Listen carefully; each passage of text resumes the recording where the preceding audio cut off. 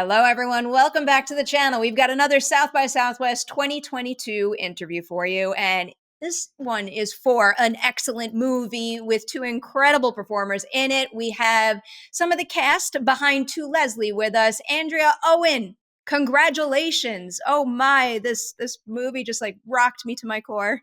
Thank you.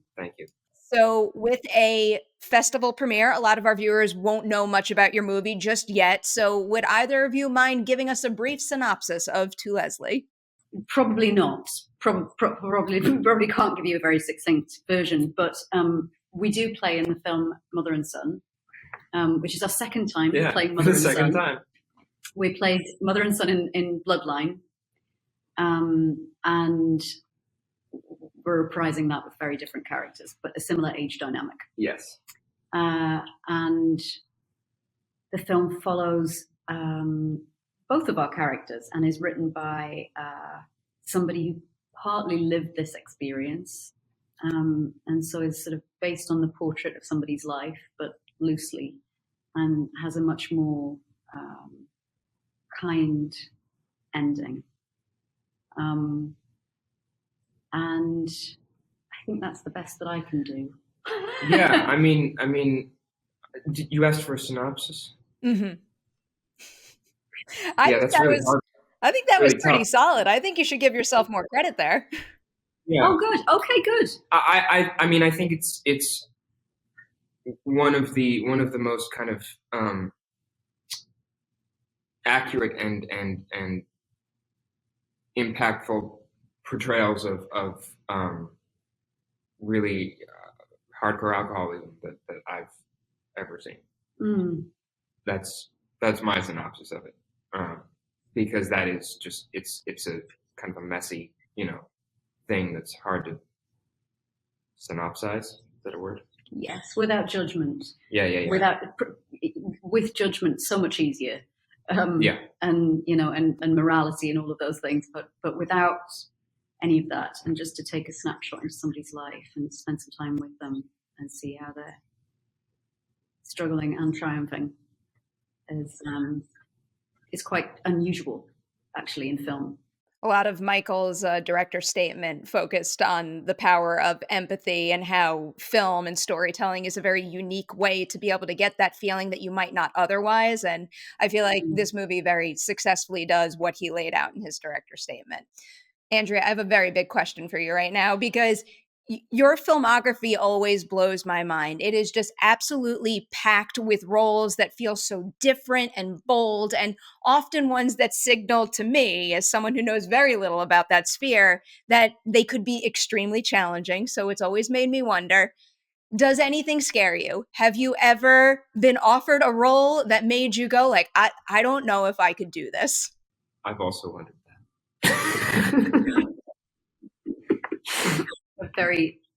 I'm going to get very British now, and all awkward. So there's that.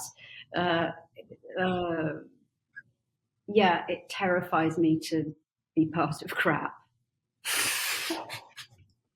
It's fair. And everyone, defines crap as something different. But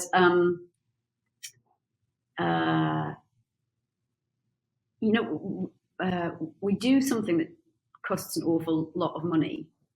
And so it's wonderful when that can bring huge amounts of joy, deep catharsis, terror, whatever you're looking for, in the most brilliant way, in the most, the cream, as it were, of, any of those emotions that we're seeking.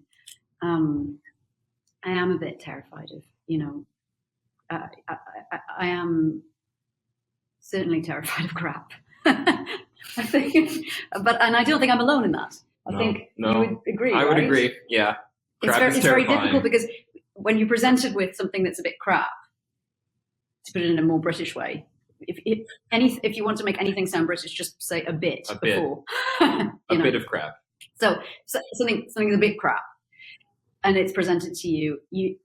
You're not then just occupying one role. You're not doing your one job. you suddenly find yourself as co-writer, as you're taking on a lot more. You suddenly have all these responsibilities that you didn't sign up for. Right. Yes. You weren't expecting and you didn't want. But when you're part of something and you want to have agency, and because from the inside out you just love the bones of it, and you also want to produce it and you want to celebrate it and create it and be part of sharing it with the world, that's a different feeling than taking on those roles when you haven't really sort of signed up for them. So I'd say that's what I'm tentative about. It's not what I was expecting, but that is spot on and a brilliant answer that makes all the sense in the world. Yeah, just making bad work. But I think that's universal for a lot of us, isn't it? Maybe it's not universal. I might be speaking completely out of turn. No. I think. I mean, at least within what we do, I think that's universal. I'll confirm. I have a deep fear of interviews not going well and not being informative. So I feel like it could be universal, depending on whatever you're passionate about. I feel like if you're passionate about anything, that's inevitable. All right. So, Owen, this is a unique situation for you because you are playing the person who basically went through this experience and also wrote the screenplay. I'm not sure how involved Ryan was in the casting process, but did the fact that he wrote this role and you're playing him add, a unique layer that might not have been part of your audition experiences before? It did, but it was one that we sort of tried to stay away from focusing on, because it is in a way Ryan's experience, but it's also not. So this character is sort of Ryan, but also not. So when Michael emailed me about it, I said, "Oh, I'm playing the writer, right? Can I meet him? Can I talk to him? Would he be open to that? Would he want to do that?" And the response was kind of like, "No, go do your own thing. Don't." He doesn't. The influence that he would have is maybe not the one that we want for the movie. So it didn't add a lot other than the knowledge that I in whatever I did with James, I needed to do justice to what he wrote and to what he created, but not so much try to be him, if that makes sense. Absolutely. So bringing in Michael now, blows my mind that this is his first feature because he's such a prolific TV director. Is there anything that you noticed on set about his experience working in television so much that, maybe made this shooting experience different, if not enhanced it? I think it was like seeing somebody whose wings were finally unclipped. Yeah. And someone who really has been trained through experience to knowing how to do it and not having the kind of, I don't know what your experience is, but sometimes in films I run into directors who it's kind of like, okay, we have some time, we have the freedom to sort of mess about a little bit. Not to say that we didn't have freedom, but Michael knows how to get things, and he knows how to communicate, and he knows what he wants, and that's, I really appreciate, especially his communication and how clear he is, and this kind of understanding that he has of what he's making is really it makes my job a lot easier and a lot more enjoyable. Yeah, Michael's a showrunner, amongst other. He has so many strings to his bow, but that's one of them. Yeah, and so he's innately structured, and that gives you a huge amount, actually more freedom, because nobody's worried about making the day, nobody's worried about there not being time for the important stuff, and watching him in that environment where he now has really all of the command as the director, but in the context, in a context that he admires so much, because he's a cinephile, so seeing him be able to excel, in that area was just really wonderful and joyful. It was joyful being around him. Yeah. Because you could feel that he was so not only ready for the opportunity, but really embracing it. Yeah. It makes me feel better that he gives off those vibes, because this material is so, like, this is why I could never act. I can't imagine giving all of myself to challenging material like this and being able to, come out the other side.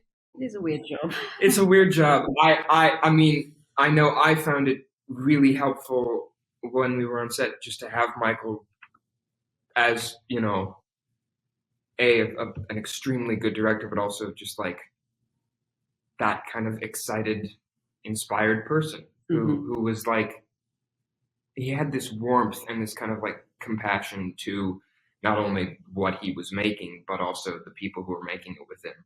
And there were a few moments where I was like, I need help. And he was like, yeah, he's great. Well, I think one of the markers of knowing that you're working with a wonderful director is, a really somebody who's going to make something that's thoughtful and funny and beautiful and full of life, is that they are sort of able to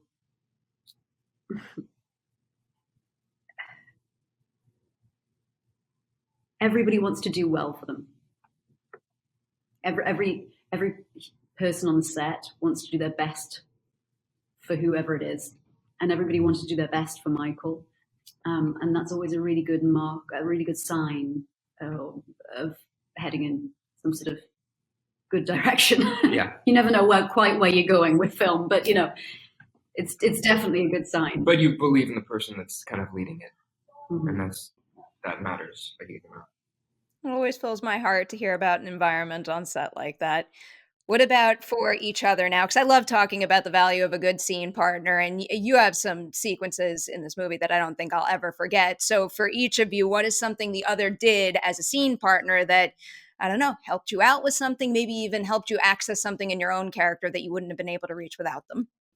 Oh my God, just being born. Everything. Thanks for being born. Yeah, you too. Couldn't have done it without you. No.